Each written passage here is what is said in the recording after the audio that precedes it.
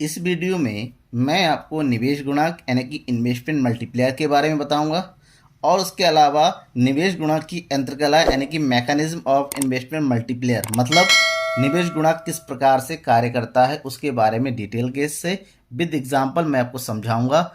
उसके लिए आपको पूरी वीडियो को देखना होगा लास्ट तक। सबसे पहले निवेश गुणांक का अर्थ, उसके बाद यंत्रकला विद एग्जांपल।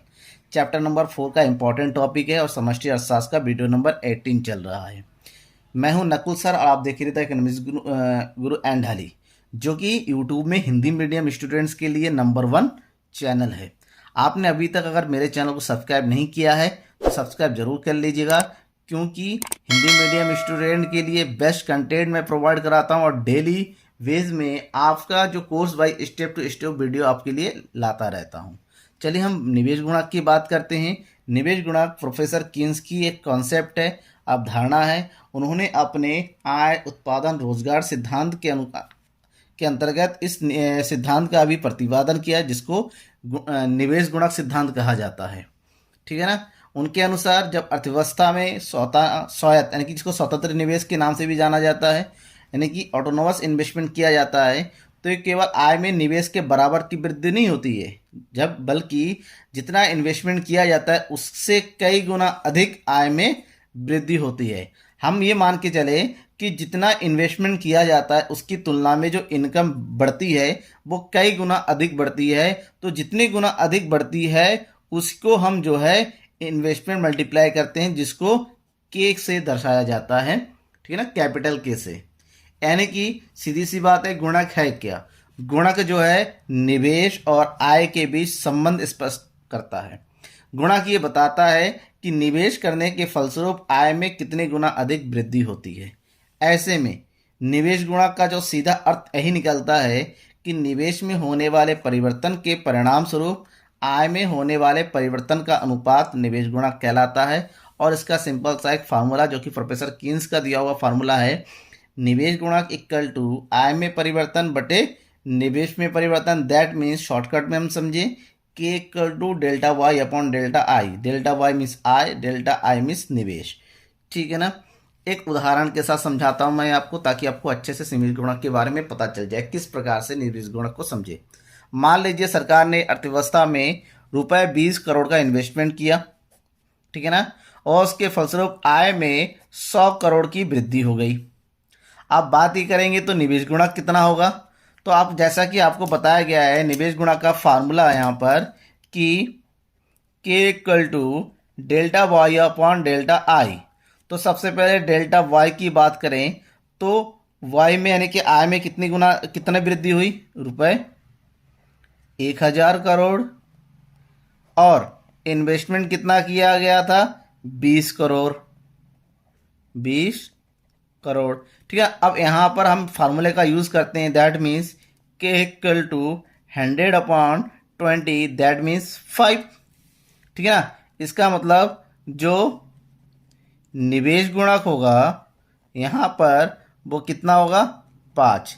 यानी कि आय निवेश में जितने गया उससे आय में 5 गुना अधिक वृद्धि हुई है। ठीक है ना। अब अर्थव्यवस्था में निवेश गुणक को समझने के लिए सही से हमें ये समझना पड़ेगा कि अर्थव्यवस्था में जो कॉन्सेप्ट है गुणक और एमपीसी, दैट मीन्स सीमांत उपभोग प्रवृत्ति, उनके बीच में कैसा संबंध होता है। प्रोफेसर कीन्स ने बताया कि निवेश गुणक और सीमांत उपभोग प्रवृत्ति में डायरेक्ट यानी कि प्रत्यक्ष संबंध होता है। प्रत्यक्ष संबंध का मतलब ये हुआ कि जो गुणक होता है वो एमपीसी पर डिपेंड करेगा। मतलब एमपीसी जितना ज़्यादा होगा गुणक भी उतना ज़्यादा होगा। ठीक है ना। एमपीसी कम हुआ तो गुणक भी यहाँ पर कम होगा। ऐसे में जो फार्मूला बनता है निवेश गुणक का अकॉर्डिंग टू एमपीसी सीमांत उपभोग प्रवृत्ति, के इक्वल टू 1/1 माइनस एमपीसी होता है। इसके विपरीत अगर हम संबंध अगर सीमांत बचत प्रवृत्ति का साथ देखें तो ये विपरीत संबंध होता है गुणक का और सीमांत बचत प्रवृत्ति का। कैसे? यहाँ पर अगर बचत प्रवृत्ति में वृद्धि होती है तो गुणक कम होगा, बचत प्रवृत्ति अगर घटती है तो गुणक में भी वृद्धि होती है। ऐसे में यहाँ का फार्मूला होता है के इक्वल टू 1/MPS। ऐसा फार्मूला दोनों में ऐसा है क्योंकि हमको पता है कि MPC plus M P S equal to 1, दोनों का टोटल करेंगे तो 1 आता है। 1 में से एम पी सी घटा देंगे तब भी एम पी एस आता है। तो दोनों का फार्मूला सेम ही होता है, लेकिन अंतर ये होता है कि एम पी सी बढ़ेगा तो निवेश घटेगा और एम पी सी बढ़ेगा तो निवेश भी बढ़ेगा। ठीक है ना। अब अगर दोनों के बीच में थोड़ा एग्जाम्पल, न्यूमेरिकल एग्जाम्पल लेके बात करें तो अच्छे से समझ में आए। तो सबसे पहले हम बात करते हैं, अगर एम पी सी 0.8 दे रखा है तो निवेश गुणक कैसे होगा।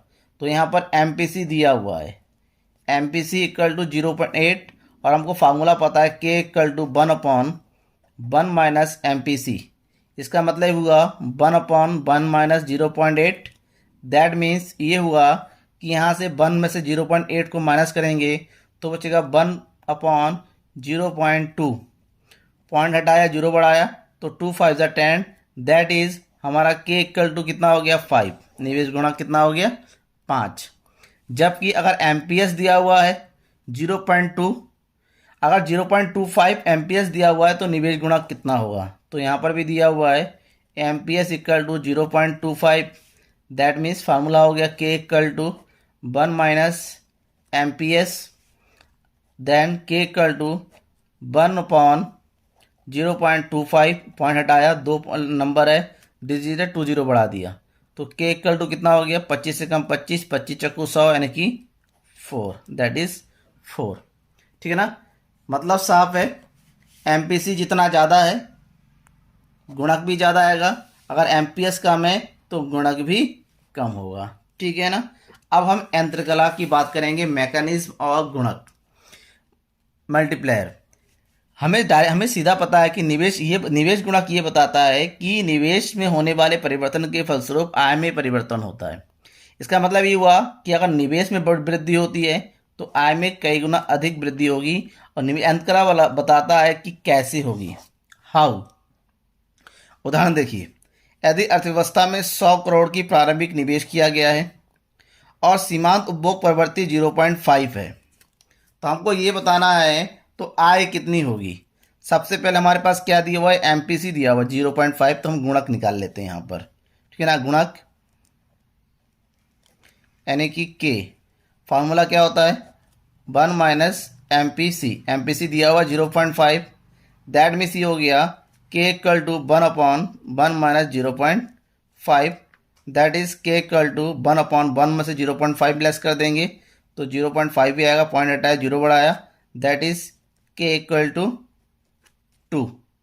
अब के आ गया। अब हमें पता है कि जब के दे रखा है और यहाँ पर क्या दे रखा है, निवेश दे रखा है, आई दे रखा है, डेल्टा आई। ठीक है ना। डेल्टा आई इक्वल टू कितना दिया हुआ है 100 करोड़ और यहाँ पर के दे रखा है 2। अब हम फार्मूला लगाएंगे K equal to delta Y upon delta I. That means ये हो गया K equal to delta Y कितना है, के का वैल्यू हमने अभी निकाला है 2 और डेल्टा वाई हमें निकालना है और आई का वैल्यू कितना है 100। सो यहाँ पर डेल्टा वाई इक्वल टू 100 टू ज़ा 200। मतलब ये हुआ कि आय निवेश किया 100 करोड़ और आय में वृद्धि होगी 200 यानी कि डबल, 2 गुना हो गया। क्यों? क्योंकि निवेश गुणक भी 2 गुना है। अब किस तरह से ये आय में वृद्धि होती है, 2 गुना किस तरीके से होता है, क्या एक बार में हो जाता है? ऐसा नहीं है। इन्वेस्टमेंट एक बार किया जाता है, अब वो इन्वेस्टमेंट अर्थव्यवस्था में बार बार घूमते घूमते 1 से 2, 2 से 3 होते होते फिर जाके होता है। ये एक बार में नहीं होता है। कैसे होता है समझिए, गुणक किस तरह से कार्य करता है। सबसे पहले मान लीजिए 100 करोड़ रुपए का इन्वेस्टमेंट किया गया।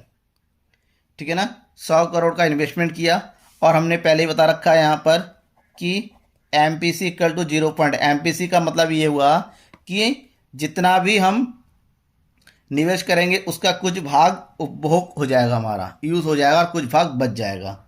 तो 100 करोड़ है, 100 करोड़ का एम पी सी का 0.5 यानी कि 50। दैट मीन्स ये हो गया उपभोग में वृद्धि 50 हुआ, बचत में वृद्धि कितना हो गया 50। तो 50 बचत में हो गया तो आय में भी कितना हो गया वृद्धि, केवल 50 करोड़ की।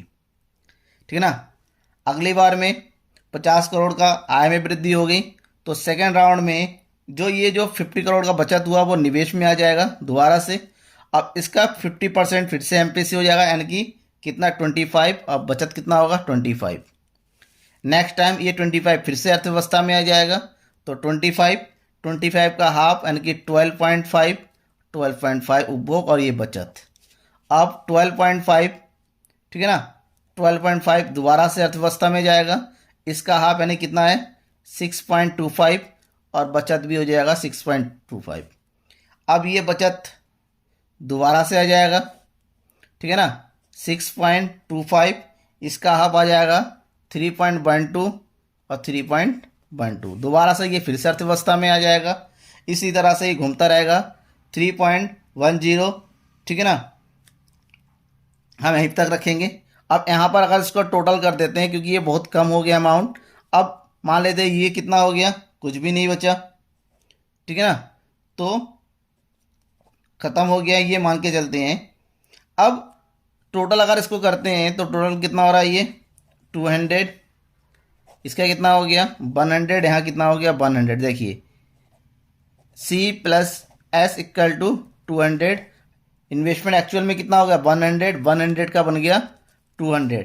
दैट्स वाई अब यहाँ पर हमें गुणक निकाला जाए, गुणक बराबर कितना हो गया 200 आय, 100 का इन्वेस्टमेंट किया था तो K इक्वल टू 200 आ गया। इस प्रकार से निवेश गुणक हमारा अर्थव्यवस्था में काम करता है और आय में वृद्धि कराता है। Thank you.